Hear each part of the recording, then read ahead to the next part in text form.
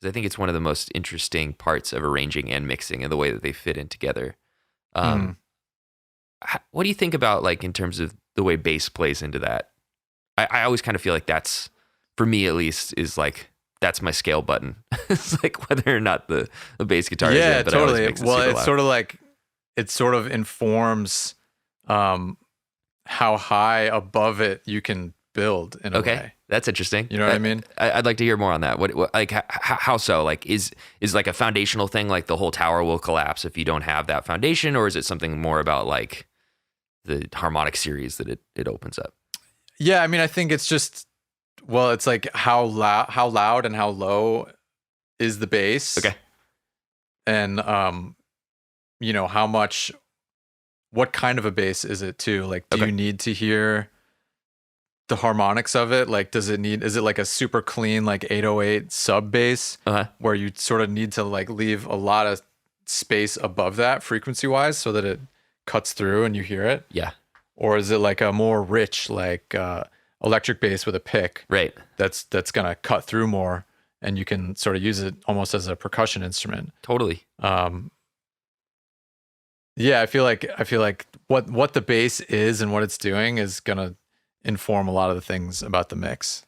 That's a great point, and I totally agree. I've been doing a weird thing arranging wise that I think it works for me. I'm not sure if it will work for other people who are like in a more collaborative setting, but I've been recording the bass last, like even after final vocal. Sometimes I'll have like a ghost bass in there, but oftentimes I'm just like kind of flying blind, dropping the bass as like the ultimate glue guy. Because I feel like it's, I'm a more of a fretted guy, like fretted guitar bass guy, and that's like I guess my equivalent to like what you're saying on keys is like at the very end. Then I have more of a perspective of like, oh, this needs picked bass, or this needs palm muted. That makes a lot of sense because, I feel like you sneak a lot of melodic action into your bass parts. I want it to be like quasi counterpoint with some of my bass parts. Like, I want it to dance with the melody. I don't think I always pull it off, but that is at least my goal.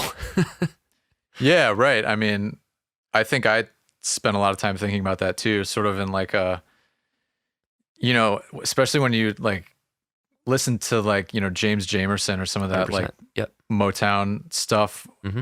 It's like just the way that the bass serves the melody, I think is super important. Yes. And can just totally change the feeling of a song. Totally. And it opens you up, I think, to be simpler in other like domains when the bass is being that supportive. I love how like, I don't know, there's this like sense of like, at least one of the things I'm trying to get to is like sampling music. I'm trying to inform my own music by the way that people sample other people's music, like trying to be recursive about that. Like think about like, how would I sample myself? And then like, how do I part right around those kind of ideas? I feel like that's a similar conversation to that, like mixing, arranging conversation, the conversation with like other genres